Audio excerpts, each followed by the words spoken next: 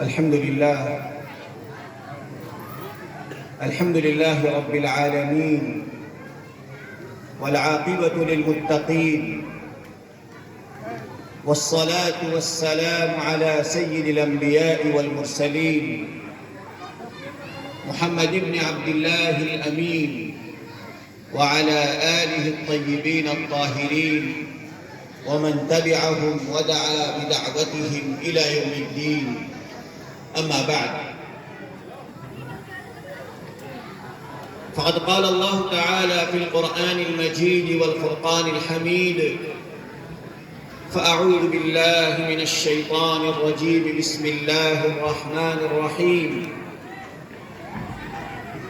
لقد من الله على المؤمنين إذ بعث فيهم رسولا من أنفسهم يتلو عليهم آياته ويزكيهم ويعلمهم الكتاب والحكمة وإن كانوا من قبل لفي ضلال مبين.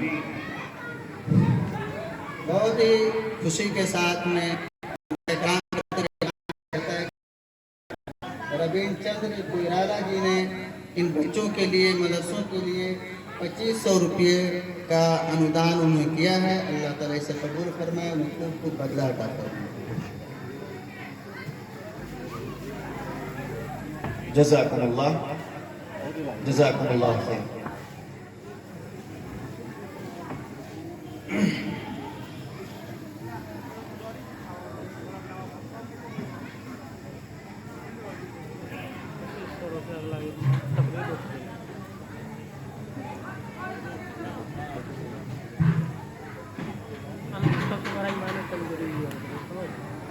وقال رسول الله صلى الله عليه وسلم: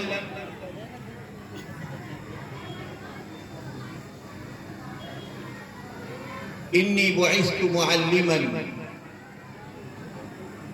وقال في حديث آخر: إنما بعثت لأتمم مكارم الأخلاق، أو كما قال عليه الصلاة والسلام. قابل صد احترام صدر اجلاس، اسٹیج پر تشریف فرما علماء کرام، مہمانان گرام قدر اور میرے دینی اور ایمانی بھائیوں، آج ہم سب اس ادارے میں جلسے دستار بندی و اصلاح معاشرہ کے اجلاس میں جمع ہیں، شریک ہیں، اور اس کڑاکے کی سردی کے موسم میں آپ حضرات اس دلجوئی کے ساتھ بیٹھے ہیں، جو اس بات کا ثبوت ہے کہ آپ کے اندر دین کی محبت ہے، اہل دین کی محبت ہے، اور ان جیسے تعلیمی اور دینی اداروں سے آپ کا لگاؤ ہے. میں نے ابھی آپ حضرات کے سامنے قرآن کریم کی ایک آیت پڑھی اور اللہ کے رسول صلی اللہ علیہ وسلم کی دو چھوٹی چھوٹی حدیثیں میں نے بیان کی. اللہ تعالیٰ سے دعا ہے کہ انہی آیات اور احادیث کی روشنی میں چند مختصر سی باتیں جو آپ کے لیے بھی نفع بخش ہوں اور میرے لیے بھی نفع بخش ہوں، اللہ دل کے کانوں سے سن کر اور عمل کی توفیق نصیب فرمائے. میرے محترم بزرگوں اور دوستو، اللہ تبارک و تعالیٰ نے اس کائنات کو بنایا، آسمان بنائے، زمین بنائی، کائنات بنائی، پہاڑ، ندیاں، نالے، نہریں، ہوائیں، بادل، چرند، پرند، درند، بے شمار مخلوقات، اور ایک زمانے تک اس کرۂ ارضی پر اللہ تبارک و تعالیٰ نے جناتوں کو بسایا. جب جناتوں کی سرکشی زیادہ بڑھی تو اللہ تبارک و تعالیٰ نے انسانوں کو اس دنیا میں وجود بخشنے کا ارادہ کیا اور اپنا خلیفہ بنا کر انسانوں کو اس دنیا میں بھیجنے کا ارادہ فرمایا. اور اللہ تبارک و تعالیٰ نے فرشتوں کے سامنے بیان کیا وَإِذْ قَالَ رَبُّكَ لِلْمَلَائِكَةِ إِنِّي جَاعِلٌ فِي الْأَرْضِ خَلِيفَةً قَالُوا أَتَجْعَلُ فِيهَا مَنْ يُفْسِدُ فِيهَا وَيَسْفِكُ الدِّمَاءَ وَنَحْنُ نُسَبِّحُ بِحَمْدِكَ وَنُقَدِّسُ لَكَ قَالَ إِنِّي أَعْلَمُ مَا لَا تَعْلَمُونَ. اس وقت کو یاد کرو جب تمہارے رب نے کہا کہ میں زمین پر اپنا نائب اور خلیفہ بنانا چاہتا ہوں، تو فرشتوں نے کہا کہ آپ ایسی مخلوق پیدا کریں گے جو آپس میں لڑیں گی، فساد برپا کرے گی اور خونریزی کرے گی. ہم آپ کی تحمید، تسبیح، تقدیس بیان کرنے کے لیے کافی ہیں. تو اللہ نے فرمایا کہ میں جو کچھ جانتا ہوں تم نہیں جانتے. لہذا انسان کو فرشتوں پر فضیلت اور برتری دکھانا تھا، مسجد ملائک بنانا تھا. تو اللہ تبارک و تعالیٰ نے حضرت آدم علیہ السلام کو ایک امتیاز نصیب فرمایا. وہ امتیاز کیا ہے؟ وَعَلَّمَ آدَمَ الْأَسْمَاءَ كُلَّهَا ثُمَّ عَرَضَهُمْ عَلَى الْمَلَائِكَةِ فَقَالَ أَنْبِئُونِي بِأَسْمَاءِ هَؤُلَاءِ إِن كُنتُمْ صَادِقِينَ. کہ اللہ تبارک و تعالیٰ نے حضرت آدم علیہ السلام کو اس کائنات کا پورا علم دے دیا، علم الاسماء. قرآن نے اپنے مختصر اور جامع الفاظ میں یہ کہا کہ علم الاسماء دیا. مفسرین نے لکھا ہے کہ اس دنیا میں وجود میں آنے والے تمام علوم حضرت آدم علیہ السلام کو اللہ تبارک و تعالیٰ نے عطا فرمایا. پھر فرشتوں کو کہا انبئونی باسماء هؤلاء ان کنتم صادقین، کہ بتاؤ ان چیزوں کے بارے میں، ان علوم کے بارے میں اگر تمہیں کچھ پتا ہے. لہذا فرشتوں نے کہا انی انبئونی قالوا سبحانک لا علم لنا الا ما علمتنا انک انت العلیم الحکیم. یا اللہ تیری ذات پاک ہے، ہمیں تو بس انہی چیزوں کا علم ہے جو آپ نے ہمیں سکھایا ہے، دیا ہے. لہذا حضرت آدم علیہ السلام کو حکم ہوا، آپ نے ان علوم کے بارے میں، ان چیزوں کے بارے میں بتایا. لہذا اللہ نے کہا اسجدوا لآدم، فرشتوں کو کہا کہ آدم کو سجدہ کرو. فسجدوا الا ابلیس، تمام فرشتے سجدے میں جھک گئے سوائے ابلیس کے. ابا واستکبر وکان من الکافرین، جس نے انکار کیا، تکبر کیا اور کافروں میں سے ہو گیا، راندہ درگاہ ہو گیا. لہذا اللہ تبارک و تعالیٰ کو جب ایک مخلوق کو دوسری مخلوق پر برتری اور فضیلت ثابت کرنی ہوئی، اسے علم کی دولت سے نوازا. یہاں اشارہ اس بات کی طرف ہے کہ رہتی دنیا تک سنت اللہ یہ ہے کہ اگر کسی قوم کو، کسی مخلوق کو اگر برتری حاصل کرنا ہے، تفوق حاصل کرنا ہے، غلبہ حاصل کرنا ہے اور کامیاب ہونا ہے، ترقی کے آخری معیار پر پہنچنا ہے، تو اسے علم میں فائق ہونا پڑے گا. علم وہ بنیادی چیز ہے جس کی بنا پر کوئی فرد اور کوئی قوم دائمی ترقی اور غلبہ حاصل کر سکتی ہے. علم کے علاوہ جو بھی دیگر ذرائع ہیں غلبے کے اور تفوق کے، سب عارضی ہیں. سیاسی اعتبار سے اگر کوئی غالب ہے وہ غلبہ عارضی ہے. ہم دیکھتے ہیں زمانے میں، ہمارے اس ملک میں دیکھ لیجئے، راجشاہی تھی، پہلے چھوٹے چھوٹے رجواڑے تھے، پھر ایک پرتھوی ران شاہ کے نام سے ایک بہادر کھڑا ہوا جس نے پورا نیپال ایکیکرن کیا. اس کے بعد پھر رانا شاسن آیا، پھر اس کے بعد پنچایت آیا، پھر اس کے بعد ابھی پنچایتنتر اور لوک تنتر اور جو ہے ڈیموکریسی اور جمہوریت آ گئی. سیاسی غلبہ چند سال، چند صدیوں کے بعد وہ چیزیں بدل جاتی ہیں. معاشی اعتبار سے ایک دور تھا، آج عرب ممالک جہاں پیٹرول کی وجہ سے، سونے کی دولت کی وجہ سے وہ خوشحال ہیں، 50 سال 100 سال پہلے تک وہاں عربوں میں کچھ بھی نہیں تھا، سوائے ریت کے کچھ نہیں تھا. ان کا گزر بسر مچھلیاں مارنے پر، موتیاں نکالنے پر، کھجوروں پر، اونٹوں کے چرانے پر ہوتا تھا. آج وہاں پیٹرول کی دولت اللہ نے دے دی، حالات بدل گئے. پہلے وہ ہندوستان سے یہاں کے حکمراں اپنا صدقہ، اپنا عطیہ، اپنی امداد حرمین شریفین بھیجا کرتے تھے، اور اللہ نے آج حالات بدلے اور وہاں سے یہاں کی چیزیں یہاں آ رہی ہیں. لیکن علم ایک ایسی چیز ہے جس کا تفوق ہمیشہ برقرار رہتا ہے. اس لیے اللہ تعالیٰ نے علم کو جب اپنی کتاب ہدایت نازل کرنی چاہیے، جو رہتی دنیا تک کے لیے آسمانی آخری کتاب ہے، اب اس کے بعد کوئی دوسری کتاب آنے والی نہیں ہے، رہتی دنیا تک قیامت تک کی انسانیت کے لیے گائیڈ بک، جس میں انسانیت کے تمام مسائل کا حل اللہ نے بیان کر دیا. اس کتاب ہدایت کا جب نزول کا وقت آیا،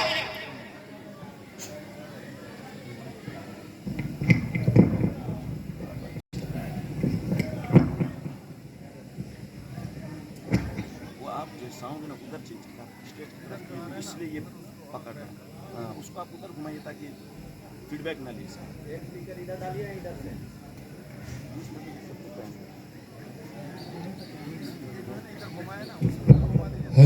ہیلو جی.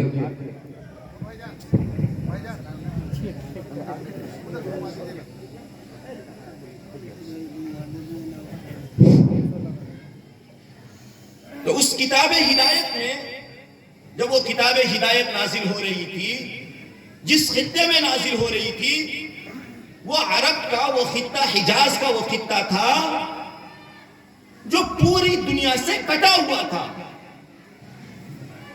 اور پسماندہ ترین علاقہ تھا.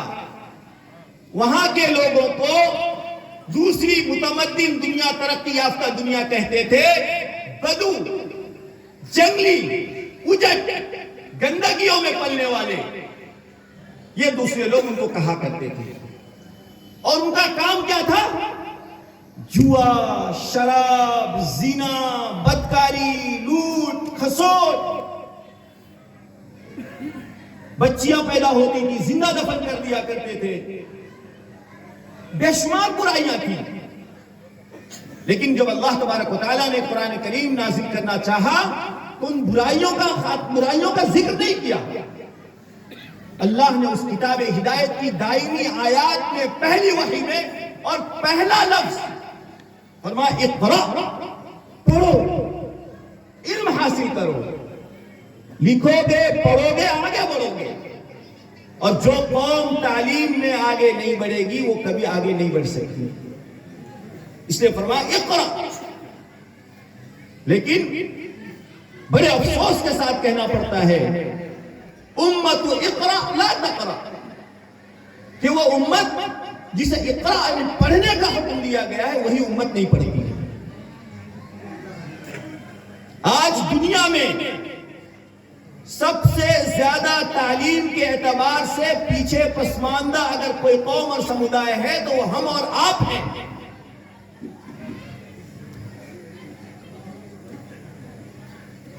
ابھی حال ہی میں سروے آیا کہ پوری دنیا میں سب سے زیادہ کون سی قوم پڑھتی ہے.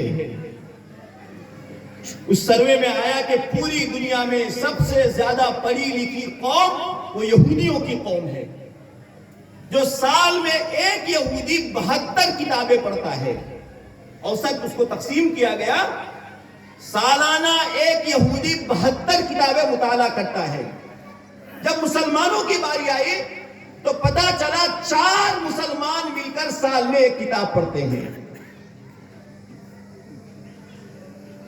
ہمارے اور ان میں کتنا انتر ہے. اور اس انتر کا سبب یہ ہے کہ آج ہم پوری دنیا میں باوجود اس کے کہ ہمارے پاس 57 کہنے کے ممالک ہیں، لیکن عالمی سطح پر ہمارا کوئی وزن نہیں ہے. ہمارے سرمایے کو دیکھ کر، ہماری بنیاد پر عمارت کھڑی کر کے جدید سائنس نے ترقی کی ہے۔ یورپ کی جو نشت ثانیہ ہوئی، یورپ جو ترقی کر رہا ہے سائنس میں، اس کی بنیاد مسلمان سائنسدانوں، حکماء اور مسلمانوں کی تعلیم گاہیں اور یونیورسٹیاں رہی ہیں۔ ہم نے اس دنیا پر 1000 سال تک شان و شوکت کے ساتھ حکومت کی۔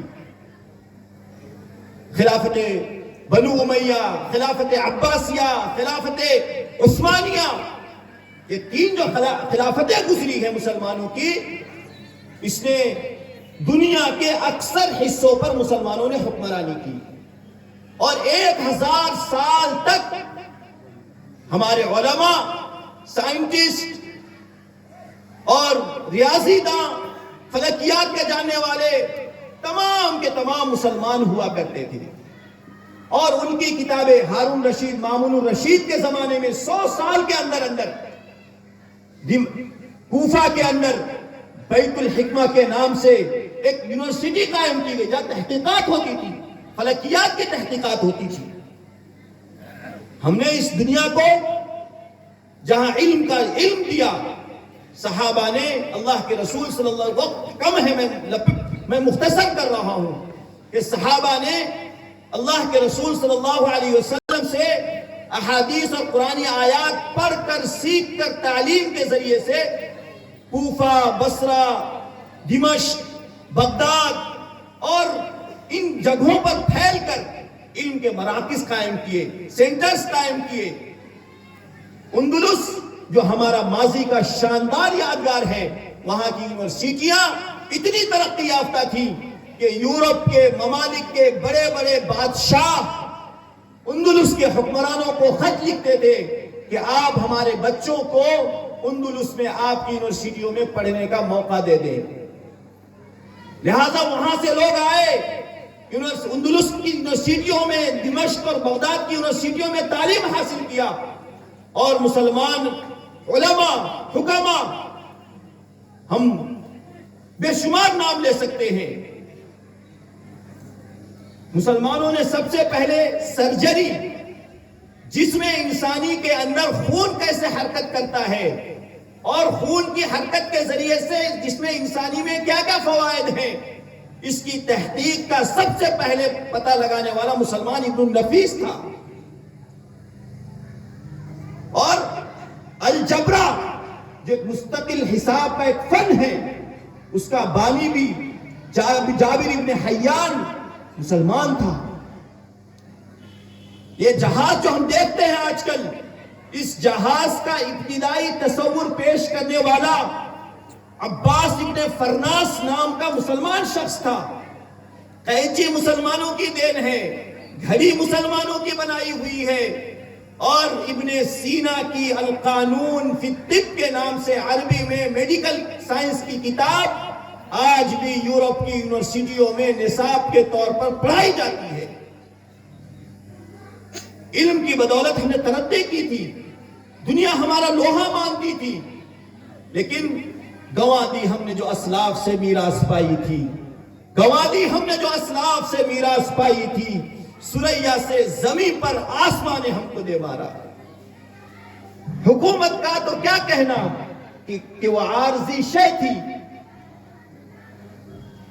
مگر وہ علم کے موتی، کتابیں اپنے آبا کی جو دیکھی میں نے یورپ میں تو دل ہوتا ہے سپارہ۔ یہ علامہ اقبال نے آج سے 100 سال پہلے اس کا رونا رویا تھا۔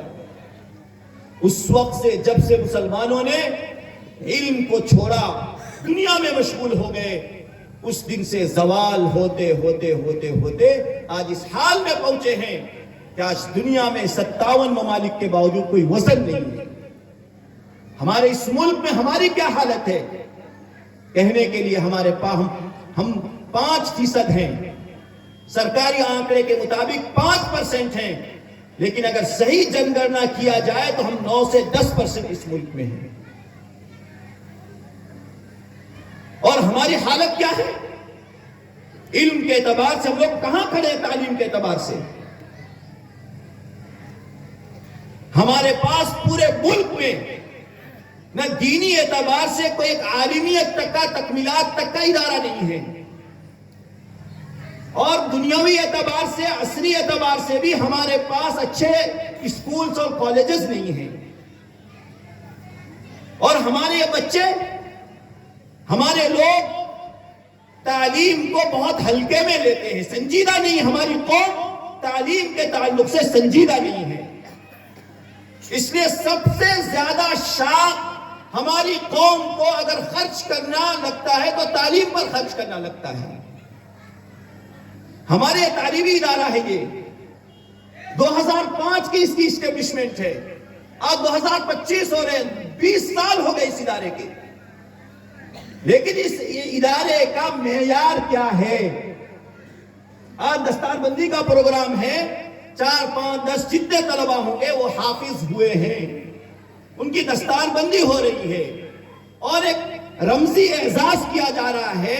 اصل ان کا اعزاز تو کل قیامت کے دن اللہ تبارک و تعالیٰ فرمائے گا کہ حافظ کو 10 ایسے جہنمیوں کو جنت میں لے جانے کا اختیار دے گا جن کے اوپر جہنم واجب ہو چکی ہوگی۔ ان کے والدین کو ایسا تاج پہنایا جائے گا جس کے سامنے سورج کی روشنی مانگ پڑ جائے گی۔ یہ آخرت میں ہے، لیکن جس دنیا کی زندگی سے گزار کر موت کے بعد اس آخرت میں جانا ہے، اس دنیا کے اعتبار سے، اس دنیاوی زندگی کے اعتبار سے حافظ کا کیا کام ہے؟ حافظ رمضان میں تراویح پڑھا دے گا، نماز پڑھا دے گا، اس کے علاوہ حافظ کا کوئی کام ہے؟ حافظ کے پاس نہ دین کا علم ہوتا ہے نہ دنیاوی علم ہوتا ہے، اس نے قرآن رچ لیا ہے، یاد کر لیا ہے، اس کی فضیلت اپنی جگہ، لیکن نہ اس کو اس کے معنی مطالب معلوم ہے، نہ اس کے احکام معلوم ہے، نہ اس کا ترجمہ اسے معلوم ہے، نہ اس کے مسائل اسے معلوم ہے بیچارے کو، اور دنیا تو اس نے پڑھی نہیں، نہ اسے انگلش آتی ہے، نہ اسے نیپالی آتی ہے، نہ اسے سائنس آتی ہے، نہ اسے ریاضی اور حساب آتا ہے۔ اگر خدا نہ خواستہ، اور اکثریت ایسا ہے کہ حافظ ہونے کے بعد ہماری قوم سمجھتی ہے کہ بہت بڑی اس نے فضیلت حاصل کر لی، بہت بڑا اپادھی جسے کہتے ہیں عہدہ اس نے حاصل کر لیا۔ میرے بھائیوں، آخرت کے اعتبار سے بے شک ہے، لیکن دنیاوی اعتبار سے اس نے ابھی پڑھنا بھی شروع نہیں کیا ہے۔ آج 20 سال کے بعد ہمارا یہ ادارہ کہاں تک ہے؟ حافظ کا مطلب ابھی میں نے بیان کیا، گویا ابھی اس نے تعلیمی نظام اور تعلیم شروع ہی نہیں کی۔ کیا ہم لوگوں نے اس گاؤں میں 100 200 300 کتنے گھر ہیں مجھے نہیں معلوم، یہ ادارہ آپ کا ادارہ ہے، آپ کی توجہ، آپ کی عنایت، آپ کا تعاون، آپ کی مدد، آپ کی دعا ہر لمحہ اس ادارے کو چاہیے۔ آپ نے اس ادارے کے لیے کیا کیا ہے اور کیا کر رہے ہیں؟ صرف ان بلڈنگوں کا بن جانا یہ کافی نہیں ہے میرے بھائیوں۔ ہم جس ملک میں رہ رہے ہیں، جس صدی میں رہ رہے ہیں، وہ کمپٹیشن کا دور ہے، ریس کا دور ہے۔ تعلیم میں اگر ہم پیچھے رہ گئے، ہمارا اس ملک میں وجود ناقابل برداشت ہو جائے گا۔ اس لیے ہمیں سنجیدہ ہونا ہے۔ جس طرح قرن اول میں اللہ تبارک و تعالیٰ نے قرآن کے ذریعے سے پڑھنے کا حکم دیا اور لوگوں نے پڑھا تو ان کی تمام برائیاں ختم ہو گئی۔ کل تک جو اونٹ کے چرواہے تھے وہ لوگوں کے حکمراں بن گئے۔ بیک وقت روم اور ایران شکست کھا کر مسلمانوں کے قلمروں میں آ گئے، اور مسجد نبوی کے کونے میں سونا چاندی ہیرا موتی مال غنیمت ایسا رہتا تھا جیسے ہمارے یہاں غلے دھان چاول پڑے رہتے ہیں۔ حضرت ابو ہریرہ رضی اللہ عنہ ریشم کے رومال سے ناک صاف کرتے ہوئے کہتے تھے کہ ایک دور تھا کہ مجھے بھوک کی وجہ سے مرگی پڑتی تھی، بھوک کی وجہ سے میں بے ہوش ہوتا تھا، لوگ سمجھتے تھے کہ مرگی پڑی ہے، حالانکہ میرے پاس کھانے کا وقت، کھانے کے لیے دانہ نہیں ہوتا تھا۔ آج ہے کہ میں فلاں جگہ کا گورنر ہوں، حاکم ہوں، یہ اسلام کی بدولت ملا، علم کی بدولت ملا۔ اس لیے اگر ہمیں ترقی چاہیے، سنجیدہ ہو کر تعلیم کے لیے اپنے 10-20 سال اپنے خرچ کٹوتی کیجئے، تعلیم کے لیے اپنے آپ کو سنجیدہ بنیے، اپنی نئی نسل کو ضرور بھی ضرور تعلیم دلائیے. اور ایک میں بہت پتے کی بات آپ کو کہتا ہوں, شاید آپ کو برا لگے, کڑوا لگے, کہ ہم تعلیم پر خرچ کرنے کا مزاج بنائیں.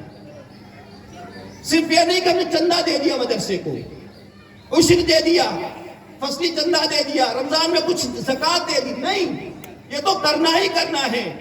اس کے علاوہ آپ اپنے بچوں کو فیس دے کر پڑھائیے. آپ فیس دیں گے مدرسے کو تو خدا کی قسم 80% مدرسے کا مالی مسئلہ حل ہو جائے گا. اور میں آپ کے سامنے زندہ مثال ہوں. میرے پاس 450 طلبہ ہیں جو ماہانہ 5000 روپیہ فیس دیتے ہیں. آپ بھی کئی علاقے کے, آپ کے گاؤں کے بھی کئی بچے میرے پاس ہیں, اور الحمدللہ مجھے معلوم ہے کہ میرا 80% 90% مطبخ, سیلری اور مینٹیننس جو بھی خرچ ہے فیس سے پورا ہو جاتا ہے. مجھے در در کی ٹھوکریں کھانی نہیں پڑتی. اور میرا ادارہ الحمدللہ فخر کے طور پر نہیں, شکر کے طور پر میں کہتا ہوں, صرف پچھلے 10 سال میں ملک کا معروف ترین, مقبول ترین اور طلبہ کی تعداد کے اعتبار سے سب سے بڑا ادارہ ہے. وہاں درجہ حفظ کے ساتھ ساتھ پچھلے سال ہم نے 200 طلبہ کی دستار بندی کی.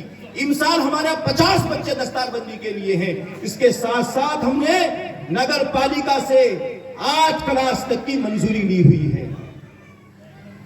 کلاس, جب تک آپ کے بچے کلاس میں نہیں جائیں گے, حکومت کی نظر میں آپ کا بچہ پڑھا لکھا نہیں ہوگا. ہمارا المیہ یہ ہے, ہمارے اتنے بڑے علماء کی تعداد یہاں بیٹھی ہوئی ہے, لیکن سرکار کی اور حکومت کی نظر میں ہم سب ان پڑھ ہیں, کیونکہ ہم اس سسٹم میں نہیں گئے. اور ہم جس ملک میں رہتے ہیں اس ملک کے سسٹم سے ہم لوگ کب تک آنکھ مچولی کھیلیں گے. ہم نیپال میں رہتے ہیں, یہاں ہماری سرکار ہے, ہماری گورنمنٹ ہے, جس نے ہمیں مدرسہ, گروکل, گمبا اور سنسکرت ودیالیوں کے لیے الگ سے پراودھان رکھا ہے. 12 کلاس تک کی منظوری دی ہے, اس کے لیے نصاب تیار ہے, آپ کے لیے الگ سے نظام بنایا ہے. اور ایک بڑا اشکال مدرسے والوں کی طرف سے سننے میں آتا ہے کہ ہم مدرسے کو اگر رجسٹرڈ کرا دیں گے تو سرکار چھین لے گی. ارے بھائی, سرکار کے پاس اتنے ادارے ہیں اپنے کہ سرکار ان کا خرچ پورا نہیں کر پا رہی, آپ کے اداروں پر کیوں ہاتھ ڈالے گی سرکار؟ اور اگر سرکار کی نیت خراب ہو جائے اور سرکار کو اگر ضرورت پڑ جائے تو آ جا کر یہ لے سکتی ہے. یہ سرکار کی ہے. آپ کو جو لال پرجا ملتا ہے وہ صرف استعمال کا حق ہے, آپ کی ملکیت نہیں ہے. آپ لال پرجا پڑھ کر دیکھیں وہاں کہ نیپال سرکار نے آپ کو استعمال کا کیا کہتے ہیں اس کو استعمال کرنے کا اختیار دیا ہے, جس دن سرکار چاہے گی لے لے گی. اور تیسری بات, اس میں ایک اور میں مدرسے والوں کی خیر خواہی کے لیے, کہ رجسٹریشن کے 2 طریقے ہیں, لوگوں کو نہیں معلوم. سرکار میں جب جائے اپنا اسکول دفتر کرانے تو وہاں 2 طریقے ہوتے ہیں. ایک ہے سامودائک ودیالیہ, ساروجنک ودیالیہ, ابھی نیا اس کا کرم دیا گیا ساروجنک ودیالیہ. ساروجنک ودیالیہ کا مطلب یہ ہے کہ آپ نے سب کچھ سرکار کی جھولی میں ڈال دیا, اس مدرسے کو, اس اسکول کو سرکار کے حوالے کر دیا. اب اس کو چلانا سرکار کی ذمہ داری ہے. ماسٹر وہ دے گا, وہ سرکار دے گی, تنخواہیں وہ دے گی, بلڈنگیں وہ بنوائے گی, جو کچھ یہاں سب سرکار کے ذمہ ہے. دوسرا ہے سنستھاگت, جو سنستھائیں چلاتی ہیں. اس سنستھاگت میں 2 کیٹیگری ہے, ایک نجی گٹھی, ایک ساروجنک گٹھی. نجی گٹھی کا مطلب پرائیویٹ اسکول, جیسے بورڈنگ اسکول ہوتے ہیں, وہ کمپنی کے تحت درتا ہوتے ہیں اور وہ اس سے نفع لے سکتے ہیں اور وہ کاروبار کر سکتے ہیں, وہ کمرشلائز ہو سکتے ہیں. ساروجنک گٹھی کا مطلب ہمارے مدرسے, مسجدیں, گروکل, گمبا, جو بھی دھارمک سنستھائیں ہیں, دھارمک ودیالیہ ہیں, اور اسی طرح کوئی سنستھا غیر نافع نہ لینے کے ادیشیہ سے, مقصد سے اگر کوئی ادارہ قائم کرے, اس کو ساروجنک گٹھی میں جائے. اس میں سرکار صرف آپ کو مانیتا دے گی, باقی آپ کہاں سے لا رہے ہیں, کیسے کر رہے ہیں, وہ آپ کے اختیار میں ہے. سال بسال آپ اپنا آڈٹ کیجئے, حساب بجائیے, سرکار آپ کے اوپر ہاتھ ڈالنے نہیں آئے گی. ہم اس کو اس میں لے جائیں. اور میرے بھائیوں, فیس کا مزاج بنائیں. اداروں کو چندوں کا مزاج نہیں ہے، نہ دینے والے قدر سے دیتے ہیں، نہ لینے والے امانت سمجھ کر لیتے ہیں، دینے والے منہ بسوڑ کر دیتے ہیں، تحقیر کے ساتھ دیتے ہیں، لینے والے اسے خال خال لوگ ہیں، اکثریت ایسی ہے، ہم بھی انہی میں سے ہیں کہ ہم اس کو گڑبڑ کر دیتے ہیں۔ اس لیے فیس دیجئے تاکہ مدرسے والے آزاد ہوں، اس کو جس مد میں چاہے خرچ کریں۔ اور دوسری بات، آپ اوقاف کا انتظام کیجئے، سال بسال ان کو دینے کے بجائے گاؤں والے بیٹھیے اور اس جامعہ، اس ادارے کے لیے ایک وقف کھڑا کیجئے تاکہ اس وقف سے یہاں کی تعمیرات ہو، یہاں کا نظام چلے، اور آپ اچھی کمیٹی بنائیے اور اچھے ذمہ دار متعین کیجئے، جو ذمہ دار ان کا ہاتھ بٹائیے۔ یہ 2 سال میں چینج کرنے والا یہ اسلامی نظام نہیں ہے۔ انتخاب کے وقت اچھا آدمی چنیے، اس کا پورا اختیار دیجئے، اس کے معاونین مشیرین اچھے دیجئے، اور آپ 10 سال کا ایک ٹارگٹ بنائیے کہ آئندہ 10 سال میں ہمارا یہ کلیۃ النصیر النظامیہ ہائی اسکول تک کی پڑھائی یہاں ہوگی۔ جب تک آپ ہائی اسکول نہیں پڑھتے ہیں، آپ اس ملک میں ساکشر نہیں مانے جائیں گے، پڑھے لکھے نہیں مانے جائیں گے، اور آپ کے سامنے ہائر ایجوکیشن کے، جابس میں جانے کے، یہاں کی نظامتی کرمچاریوں میں جانے کے، یہاں کے اداروں میں جانے کے لیے آپ کے سامنے راستہ بند ہوگا۔ اگر آپ نے اپنے اداروں کو مضبوط کیا، تعلیمی نظام کو مضبوط کیا اور 12 تک کی تعلیم کی، تو انشاءاللہ وہ لوک سیوا آیوگ کا امتحان دے گا، وہاں کوچنگ کرے گا، اس کے ذریعے سے آپ کا بچہ کسی آفس کا حاکم ہوگا، کل چل کے وہ سی ڈی او بنے گا، ایس پی بنے گا، ڈی ایس پی بنے گا، آپ کا جج بنے گا، وکیل بنے گا، آپ کا سچیو لیول تک وہ پہنچے گا۔ کیا ہمیں حق نہیں ہے اس ملک کی خدمت کا؟ کہ ہمارے بچوں کے اندر یہ صلاحیت نہیں کہ وہ خدمت کریں؟ لیکن اس کے لیے کہ ہمیں سنجیدہ بننا پڑے گا، خرچ کرنے کا مزاج بنانا پڑے گا، ایک وقت کا پیٹ کاٹیے، روکھی سوکھی کھائیے، شادی کر دیجئے، خرافات سے اپنے آپ کو بچائیے، زمین جائیداد بیچ دیجئے، لیکن اپنی نئی نسل کو پڑھائیے، اس کے بغیر چارہ نہیں ہے۔ اگر نہیں پڑھاتے ہیں تو پھر آئندہ 10 سال کے بعد وہ حالات آنے والے دنیا میں اس تیزی کے ساتھ چینجنگ اور تبدیلی آ رہی ہے کہ اگلے 10 سال کے بعد آپ صدیاں پیچھے ہو جائیں گے، پھر کہا جائے گا لمحوں نے خطا کی تھی، صدیوں نے سزا پائی، پھر لمحے خطا کرتے ہیں، صدیاں سزا پاتے ہیں، نسلیں سزا پاتی ہیں۔ اللہ ہم سب کو ہوش کے نہ ہو لینے کی توفیق نصیب فرمائے، اللہ ہمیں علم کے تئیں سنجیدہ ہونے کی توفیق نصیب فرمائے، ہم اپنے اندر قابلیت صلاحیت پیدا کریں گے، ہمیں حقوق خود بخود مل جائیں گے، نہیں تو ان سیاسی لوگوں کی جھولیاں اٹھانے سے، ان کے پیر ملنے سے، ان کے سامنے نمستے کرنے سے اور ان کے سامنے اپنی ناک رگڑنے سے کبھی حق دینے والے نہیں ہیں۔ آپ ملک کی ضرورت بنیے، اپنے اندر صلاحیت پیدا کیجئے، کل ملک کے لوگ، ملک کے حکمراں آپ کو اپنے سر پر رکھیں۔ اللہ تعالی ہم سبوں کو کہنے سنے زیادہ کہنے والے کو بھی اور سننے والوں کو بھی عمل کی توفیق نصیب فرمائے۔ وآخر دعوانا ان الحمدللہ رب العالمین۔